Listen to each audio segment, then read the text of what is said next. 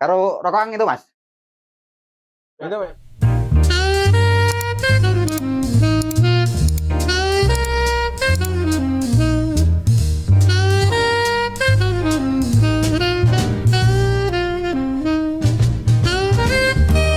Iya. Saya konten kreator, tepatnya seniman foto nyeleneh. Karena awal-awal konten dulu basicnya foto, terus random lah intinya, tapi basicnya foto, lebih ke foto. Saya lahir di Bidan tanggal 14 September 1992. Mau ngucapin ulang tahun, Mas?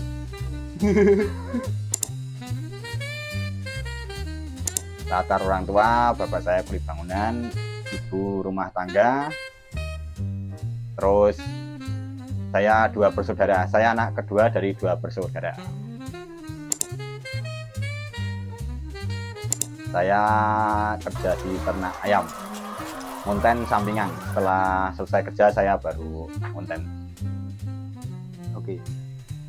Udah berapa lama kerja itu? Saya kerja udah 6 tahun. Dulu di Jogja saya mondok 9 tahun, terus saya pulang kerja di tempat ayam, terus ada waktu luang setelah ngasih makan ayam saya bikin konten foto-foto. Saya dari tahun 2014 kalau nggak salah, 12, intinya 8 tahun, sekarang 8 tahun saya konten. Kalau ide biasanya spontan, saya biasanya di toilet 2 jam, 3 jam nyari inspirasi di toilet. Kalau ada biasanya langsung saya eksekusi. Tapi biasanya saya searching dulu di Google, pernah ada yang buat foto dulu atau enggak. Kalau tidak ada, saya baru bikin. Takutnya kan dikira plagiat juga. Facebook, terus saya lari ke Instagram, terus lari ke TikTok. Tapi kalau basicnya di Facebook. Awal mula konten saya di Facebook. Dari 0 like sampai ribuan, sampai 30.000 sampai 100.000. Tidak ada, saya random. Tapi kalau awal mula konten dulu gak nyiapin ketemu Kang Sule, tapi kayaknya udah kecapai ya, alhamdulillah.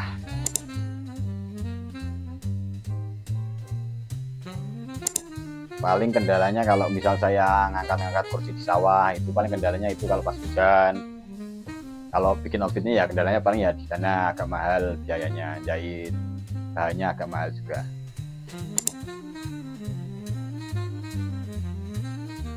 Ada 19 outfit ya. Ini hanya beberapa karena yang lain keluar dipinjam orang. Lumayan sih, ya efeknya dikenal orang, feedbacknya juga lumayan. Kadang endorse juga banyak yang masuk, banyak temen, banyak circle juga. Kayak teman-teman ini hadir di sini kan juga karena saya viral kan.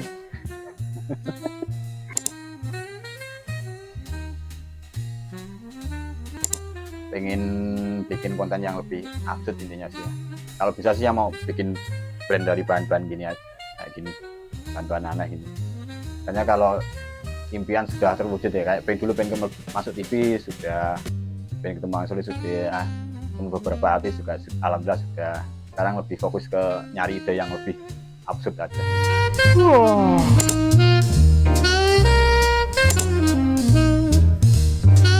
Udah malam ini, makanya ganti outfit. Ini outfit kasur biar nggak dingin. Ini kalau material saya beli 450 diameter kali 1 meter. Agak mahal karena sudah mulai jarang ya outfit bahan kasur. Terus dalamnya saya isi dakron biar bisa dicuci. Harusnya sih isi kapo, tapi kalau isi kapo kan kalau dicuci basah. Jadi saya isi dakron biar bisa dicuci. Mas bangun Mas. Sorry. Mas. Ya. Ini di Instagram berapa ya? 1,7 juta kalau nggak salah. Wah, itu 1,7 juta. Like-nya berapa itu Mas? 420.000 kayaknya. Lumayan sih Mas. Buat pemula lumayan. Paling mahal ini mau saya ambilin. Ya boleh Mas. Ini yang bikin mahal, stiker mendong tuh 1 lembar tuh sekarang 400.000. Soalnya kan mendong asli. Terus ongkos jahitnya juga lumayan mahal karena sulit, bahannya tebel. Itu dapat berapa views mas dari baju itu? Ini sepi ini. Karena kan kebanyakan orang belum tentu tahu tikar mendong kan. Mungkin ya di Jawa tahu, tapi kan kalau di luar Jawa kan belum tentu tahu. Kalau konten kreator ya beberapa ada, dari Magelang ada, dari luar Magelang juga ada. Kalau media ya beberapa ada. Kalau ada Face juga pernah, saya sama Face media pernah. Saya salaman sama Ayu Ting Ting, sampai saat ini tangan kanan saya belum tak cuci, sepatunya masih nempel. 20 ribuan kayaknya awet.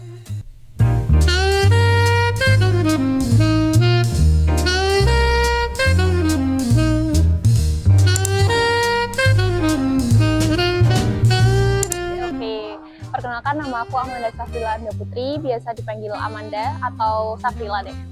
Ya, saat ini aku berkuliah di Strik Bina Patria Magelang. Perkenalkan, nama saya Ferry Sofyan Al Rashid, biasa dipanggil Ferry. Untuk saat ini saya masih menjadi mahasiswa di Institut Seni Indonesia Yogyakarta, tepatnya di semester 5 buat saat ini.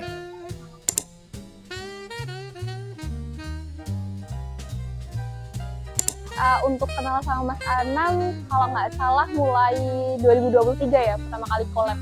Untuk informasi kenal Mas Anam, mungkin dari SMP di tahun 2018-17 ketika beliau membuat konten yang cukup nyeleneh dan diupload di Facebook. Cuman untuk bertemu langsung kemungkinan di masa-masa perkuliahan ini buat perkenalan yang lebih dekat seperti itu.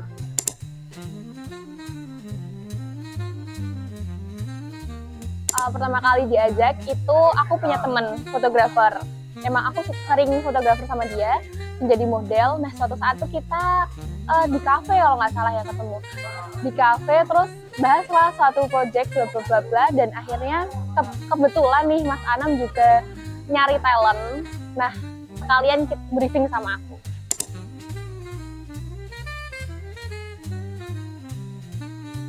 Untuk kepentingan saya dengan Mas Anam bisa dibilang bukan suatu kerjaan ya, melainkan sebenarnya dari tugas kuliah di mata kuliah fotografi dokumenter yang mengharuskan saya dan anggota saya untuk meliput keseharian Mas Anam secara full 24/7 selama kurang lebih 2 bulan.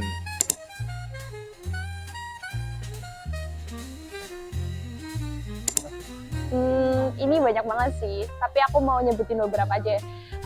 Yang pertama tuh dari karya-karyanya yang sering ngebum ya. Nah, itu bikin aku kayak bisa nggak ya ketika aku berkarya bareng Mas Anam tuh aku ikut merasakan karya-karya itu. Jadi pertama kali aku ngeiyain itu karena pertama aku emang tertarik, yang kedua emang aku terbiasa terjun di dunia entertainment seperti itu kan, jadi pengen lebih mendalami gitu sih.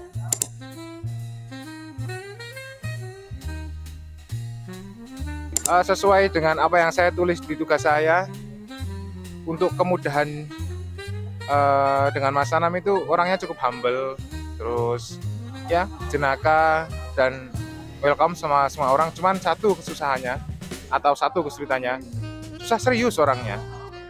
Jadi gimana pun kita berbicara, semua dibuat bercanda sama Mas Anam, seperti itu. Mas Anam itu orangnya kalau lagi serius, dia serius. Tapi kebanyakan, jadi seriusnya dia tuh tipikal yang nyairin suasana.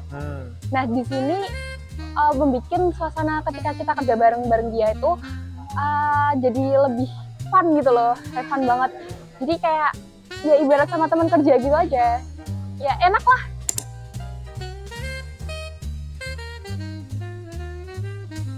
Kurang lebih bisa dibilang sama ya, karena beliau juga membuat konten ini berdasarkan kehidupan sehari-hari yang dikontenin. Jadi ya kehidupan sehari-hari yang direkam menggunakan kamera seperti itu.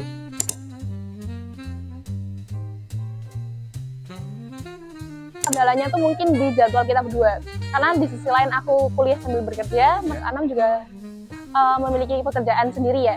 Jadi mungkin tentuin jadwal ketika kita mau collab bareng gitu aja sih.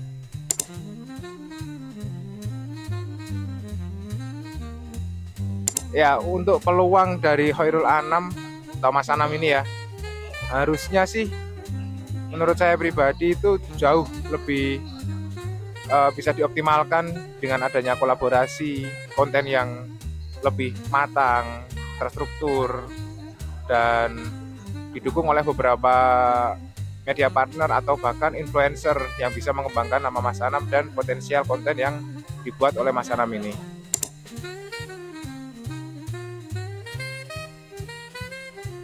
Menurutku karena dia emang ingin berkarya ya, jadi mau segila apapun kontennya, kalau untuk berkarya, untuk membagikan gimana sih membuat imajinasi itu bisa berkembang, bisa jadi cuan nih gitu loh. Menurutku cuman itu aja sih.